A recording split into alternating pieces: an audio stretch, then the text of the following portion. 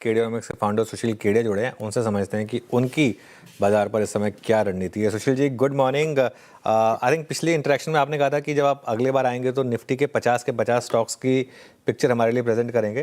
तो बताइए जरा इस समय निफ्टी पर क्या व्यू है और 50 के 50 स्टॉक्स क्या कह रहे हैं आपको?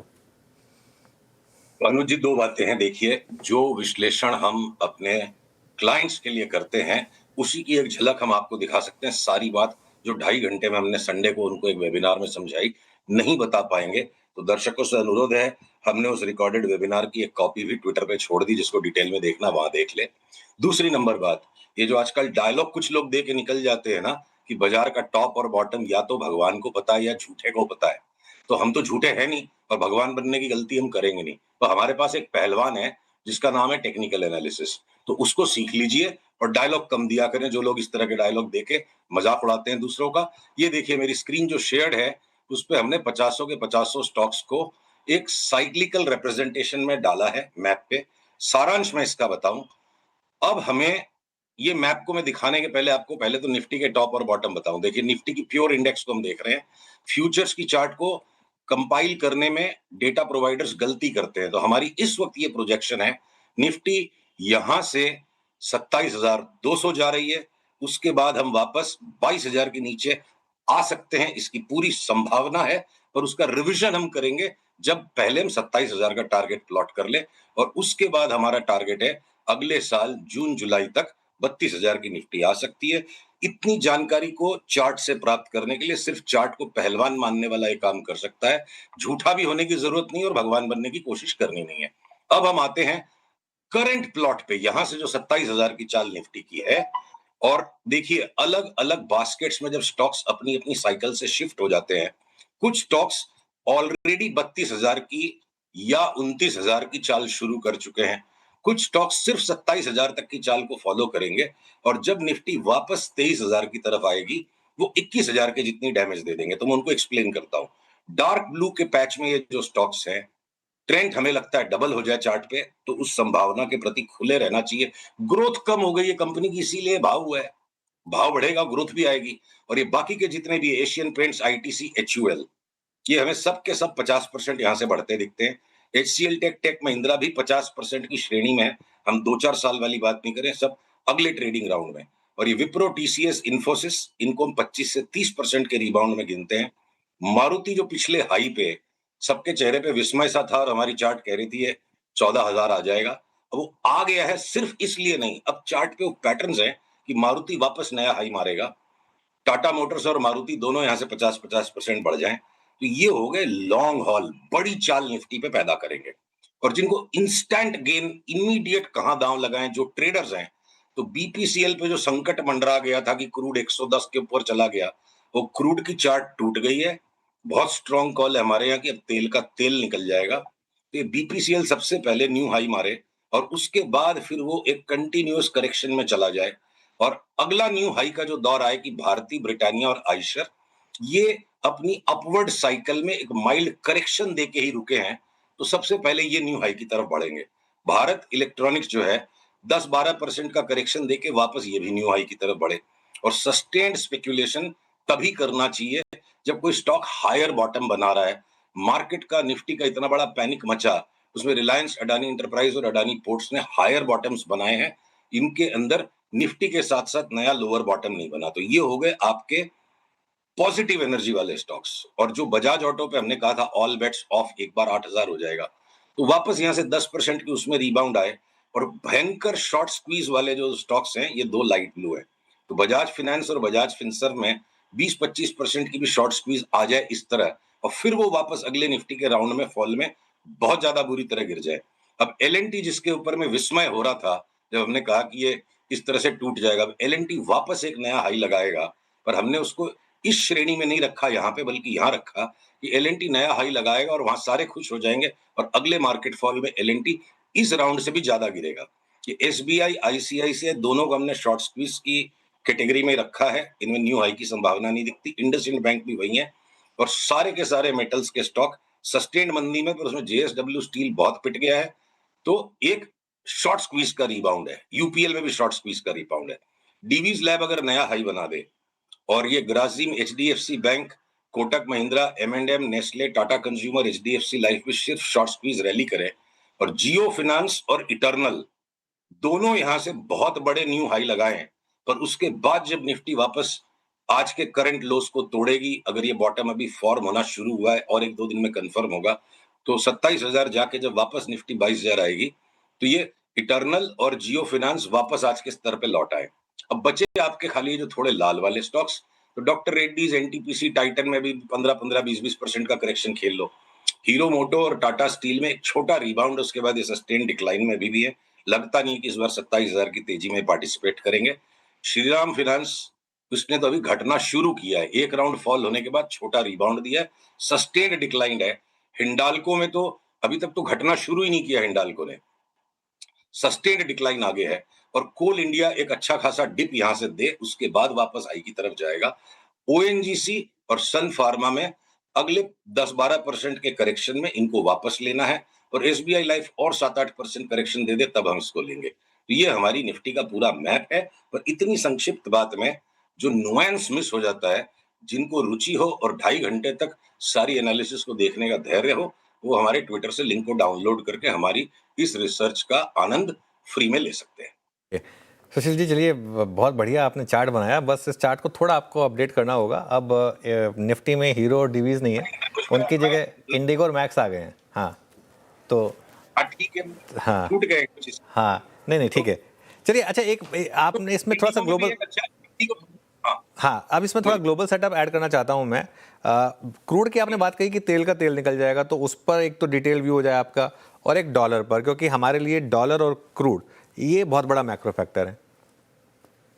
मैं आपकी अनुमति चाहूंगा, डॉलर इंडेक्स के अंदर मैं आपको इस बार एक बड़ी रोचक बात बताने वाला हूं कि येन डॉलर का जो ट्रेड है, देखिए, और भी गम है जमाने में एक पुरानी लाइन है, क्रूड का तो भाव घट जाएगा और सारे खुश हो जाएंगे तेजी, पर अगर येन डॉलर के सामने 20%, 22% मजबूत हो गया, तो बहुत बड़ी मार पड़ेगी संसार में जहां स्पेक्युलेटिव एक्सेसेस बने हुए हैं।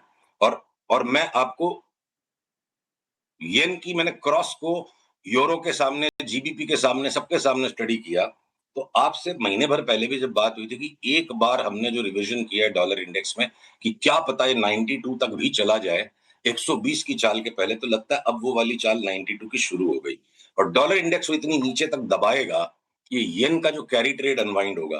पर अगर डॉलर इंडेक्स इतनी नीचे जाएगा तो अक्रॉस द बोर्ड सारे एसेट्स नहीं लुढ़केंगे। कोरिया का जो सट्टा टूट गया, हाइनिक्स और सैमसंग ने दोनों ने मिलकर 30% इंडेक्स पे वेटेज बनाई हुई थी, वो आउट परफॉर्मेंस टूट गया, उनका कोलैप्स आ रहा है। तो येन कैरी ट्रेड की अनवाइंडिंग में कोरिया को सजा मिलेगी, ताइवान को सजा मिलेगी। 25% खाली एक स्टॉक ने ताइवान के इंडेक्स में मचाया हुआ है। तो ये जो एक्सेसिव स्पेक्युलेटिव बबल्स बने, और ये ऑयल में, सिल्वर में, गोल्ड में, ये स्पेक्युलेटिव एक्सेसेस हम अनुमान लगा रहे हैं कि अगर डॉलर इंडेक्स इतना टूटेगा और साथ में येन भी मजबूत होगा, तो स्पेक्युलेटिव एक्सेसेस तो टूटेगी, 25.25% की रेट पे लोगों ने येन में बोरी कर लिया और उल्टा सीधा सट्टा लगा दिया। तो precious metals, energy, Korea, Taiwan, इन सारे मार्केट्स का सट्टा टूटेगा। चाइना जियोपॉलिटिकल सेंटिमेंट्स के अपहीवल के कारण शायद बेनिफिशियरी नहीं होगा, और आज की तारीख में झूठा होने की या भगवान बनने की कोशिश बिल्कुल नहीं करनी है। एक अनुमान लगा सकते हैं हम कि अगर कोरिया का सट्टा टूटेगा, ताइवान का टूटेगा, तो इंडिया के साथ जो परायापन है एफआईआई का, वो बदलेगा। और आपको मैं एक, देखिए, क्रूड की चार्ट में जिस दिन ये ऑल टाइम हाई आया था, और अपनी पिछले सप्ताह बात हुई थी कि 72 से लेके 96 की रेंज तक हम खेलेंगे, वो 99 तक, 102 तक चला गया। अभी 5 इयर्स में एक कोलैप्स आया है, ये इसकी रैली आई है, अगले मूव में हमको $52 की चाल पे ये लाइन टूट चुकी है। और देखिए, बंबई से लेके दुबई तक रामू श्यामू हर एक पान वाला बोलता है क्रूड $200 हो जाएगा, तो वो भी एक टेक्निकल इंडिकेटर है कि जब पान वालों को समझ में आ गया क्रूड $200 हो जाएगा, तो आपका सौदा पान वाले के सामने है, स्टॉप लॉस लगाइए और बेचिए। एक चार्ट मैं आपकी अनुमति से दिखाना चाहूंगा, देखिए, यूएसडी आईएनआर, ये बहुत महत्वपूर्ण है ग्लोबल मार्केट्स में समझने के लिए। सबने रुपये को राइट ऑफ कर दिया, सबने रुपये को राइट ऑफ कर दिया कि कुछ बचा ही नहीं है रुपये में, जिस जिस दिन मन आए जो आए, आओ उसको बॉक्सिंग मारो। आप ये देखो, रुपए की चार्ट में मोमेंटम साथ नहीं दे रहा है, बाजार का राजा भाव है, भगवान नहीं है, राजा बढ़ता जा रहा है और बाजार की रानी है मोमेंटम। अब ये 3 हाई बन गए प्राइस में और मोमेंटम बढ़ नहीं रहा है। जिस दिन 9230 के नीचे रुपी चलेगा, तो हमारे यहाँ कॉल ट्रिगर हो जाएगा 83 का। ज्यादातर दर्शक आपके करेंसी ट्रेड नहीं करते होंगे, कॉर्पोरेट ट्रेजरीज का काम है, पर सारे निवेशकों के लिए एक बहुत महत्वपूर्ण रिसर्च है जो हमने 40 साल के डेटा पे स्टडी की, कि लॉन्ग टर्म में तो रुपया डिप्रिशिएट होते जा रहा है और स्टॉक मार्केट लगातार एप्रिशिएट होते जा रहा है, फिर हम खुशी क्यों मनाते हैं जब जब शॉर्ट टर्म में रुपया मजबूत होता है? तो जो स्टॉक मार्केट की रिटर्न्स है वो 12 महीने में इक्वली स्प्रेड आउट नहीं है। बीच बीच में हर साल जो 3 4 5 महीने के लिए रुपए की स्ट्रेंथनिंग का पीरियड आता है, पूरे साल भर की स्टॉक मार्केट की रिटर्न का 75 से 80% पैसा उस पीरियड में बनता है। तो अगर संसार में युद्ध हो गया, क्रूड को लेके बवाल मच गया, जियोपॉलिटिक्स इतनी हॉरिफाइंग हो गई, इंडिया के सारे पॉजिटिव मेजर्स ने अभी तक इंपैक्ट नहीं दिखाया और निफ्टी इस तरह डावाडोल है, तो बुरे से बुरा सब कुछ हो चुका, तो बाप बड़ा ना भैया, सबसे बड़ा रुपया, इस कैलामिटी के अंदर ही सबसे बड़ी अपॉर्चुनिटी क्रिएट हो सकती है। और ये रुपी जब स्ट्रेंथन होता है तो क्यों स्टॉक मार्केट की रिटर्न्स हाईएस्ट हो जाती है? रुपया स्ट्रांग हो रहा है तो एफआईआई का सेंटीमेंट स्ट्रांग हो रहा है, उनकी हेजिंग बंद हो जाती है, हेजिंग बंद हो जाती है और वो self sustaining self feeding cycle बनता है और रुपया स्ट्रेंथन होते जाएगा, स्टॉक मार्केट स्ट्रेंथन होते जाएगा। तो मैं इस चार्ट पर भी नजर रखूंगा। डॉलर इंडेक्स, येन, क्रूड, गोल्ड, सिल्वर की अपनी बात हो गई। नैस्डैक और एसएनपी पे भी, जितनी मैं निफ्टी पे 27,000 की बात कर रहा हूँ, 6-7% की अपमूव नैस्डैक और एसएनपी पे भी इनबिल्ट है। तो broadly equity markets world wide अगले 1-2 महीने ठीक ठाक काम करेंगे और निफ्टी 27,000 हो जाना कोई बहुत बड़ी बात नहीं। 6-7% एसएनपी नैस्डैक बढ़ेंगे और इतना दबा हुआ अपना बाजार है, वो 15% बढ़ जाए तो कोई बड़ी बात नहीं है। अच्छा, अभी आपने सुशील जी एक बात का जिक्र किया कि ये एफआईएस का सौतेलापन शायद अगले कुछ समय में ठीक हो जाए, है ना, उनकी भी भारतीय मार्केट्स पे कंस्ट्रक्टिव अप्रोच हो। ऐसे में दो स्टॉक्स एकदम से मेरे जहन में आए। आपने एसबीआई का उल्लेख कर दिया, मैं दोबारा उसको रिपीट नहीं करूंगा, but what about HDFC bank and ICICI bank? अभी आपकी इस ट्रेजेक्टरी में इन दोनों स्टॉक्स पर राय क्या है? देखिए, निफ्टी के अंदर अगर आईटी के स्टॉक्स को, चाहे कितना ही भयंकर कंसेंसस बन गया है कि ये एआई इनको खत्म कर देगा, हैं? और चार्ट्स बता रही कि यहाँ से सबसे बड़ा आउट परफॉर्मेंस उनमें आएगा, तो कुछ ना कुछ तो निफ्टी में से डिस्प्लेस करेगा। तो जो कॉल हमने लिया हुआ है और चार्ट्स के साथ सम्मत है कि बैंक निफ्टी निफ्टी को अब आगे अंडर परफॉर्म करेगी और उसके अंदर पीएसयू बैंक्स को ज्यादा पनिशमेंट मिलेगी। तो उनको शॉक को डैम्पेन करने के लिए पीएसयू बैंक्स के एचडीएफसी और ICICI time to time trading rebounds देंगे। इनमें कोई लंबी लॉन्ग टर्म की इन्वेस्टमेंट थीसिस नजर नहीं आ रही है। लॉन्ग टर्म की वैल्यू जो क्रिएशन है वो प्राइस्ड इन है। 10-12% की एक टेक्निकल मूव बाकी मार्केट के साथ आ जाए, एचडीएफसी बैंक को थोड़ा ज्यादा दबा लिया गया है, तो हो सकता है 15-16% की निफ्टी की राइज में 18-19% दे दे, बट कोई एक्स्ट्रा ऑर्डिनरी मूवमेंट या इनकी नॉइज भी इतनी इन दोनों बैंक्स की ट्रेडिंग में है कि आप शॉर्ट टर्म ट्रेडिंग में भी आईसीआईसीआई बैंक और एचडीएफसी बैंक को हम ट्रेडिंग में प्रेफर नहीं करते। स्मूथ नहीं है सौदा, बहुत नॉइजी है। बाजार के साथ इनमें एक रिबाउंड बनना चाहिए। चलिए अच्छा, कोई बी ग्रुप में कोई स्टॉक जो आपका इस समय कोई रॉकेट कॉल टाइप का हो? बहुत सारे हैं, पर देखिए जैसे जैसे जब वो कॉल ट्रिगर होता है और हम एडवांस में सारे पैटर्न्स अपने क्लाइंट्स के साथ डिस्कस करके रखते हैं, तो बी ग्रुप में अभी आज निफ्टी को फाइनल बॉटम एक बनने दीजिए, पर मैं बी ग्रुप से ज्यादा आपको बताऊं, भले वो ए ग्रुप में देखो। जैसे आरबीएल बैंक पे जब हमने 150 में चार्ट के पैटर्न्स पे कॉल निकाला था कि ये 4 गुना हो जाएगा और बड़ा विस्मय हुआ, और लास्ट में क्या स्टोरी बनी इसकी कि इसके अंदर अगर कोई फॉरेन बायर अब आ गया, तो बंधन बैंक के ऊपर हमारा एक बहुत अग्रेसिव कॉल हम पास्ट में भी डिस्कस कर चुके हैं कई बार। पीसीआर से अनुरोध इस चार्ट को दिखाएं। देखिए, लिस्टिंग 2014 में कंपनी बनी, 2018 में लिस्टिंग हुई और उसके बाद लगातार ये बेरिश बेरिश बेरिश पैटर्न में पूरा स्टॉक यहां तक ऐसा कंसोलिडेट हो गया है कि खाली इस 700 से लेके 118 के फॉल को ही रिट्रेस करें तो भी हम 400 तक तो जा रहे हैं। अब क्या पता आगे चल के हम इस कॉल को 580 तक रिवाइज कर दें। 1.1 का प्राइस टू बुक है और आरओ इसकी खाली 12% है, इसलिए इसको कूट के रख दिया गया। तो बहुत सस्ता है ये स्टॉक, फंडामेंटली रॉन्ग होने की चांस बहुत कम है और पैटर्न्स ये बता रहे हैं कि अब इस बोरिंग स्टॉक के अंदर एक्साइटमेंट और अपट्रेंड स्टार्ट हो चुका है। तो ये बी ग्रुप में भले ही नहीं हो, पर बी ग्रुप की तरह चाल देगा। एक बी ग्रुप पे अंतिम बात मैं आपको जल्दी से कह दूं, शायद चार्ट दिखाने का समय नहीं, वो अगले वीक दिखाएंगे। हमने जो फ्लाइट टू एडवेंचर इंडेक्स बनाया हुआ है, Nifty small cap 250 divided by Nifty, उसमें 40% तक का आउट परफॉर्मेंस अगले 6 महीने में निफ्टी स्मॉल कैप 250 में वर्सेस निफ्टी में आने की संभावना है। वो रेशियो चार्ट के ऊपर वो पैटर्न से मैं नेक्स्ट वीक दिखाऊंगा। तो सिर्फ लार्ज कैप स्टॉक्स में ही फंसे रहें, सिर्फ ट्रेडिशनल थिंकिंग में फंसे रहें, ऐसा नहीं है। निफ्टी 27,000 भी जाएगी तो बहुत सारे ऐसे स्टॉक्स निकलेंगे जिनमें 50, 70, 80% तक की चाल 6 महीने में बन सकती है। उन पे हम अगले मंगलवार फोकस करेंगे।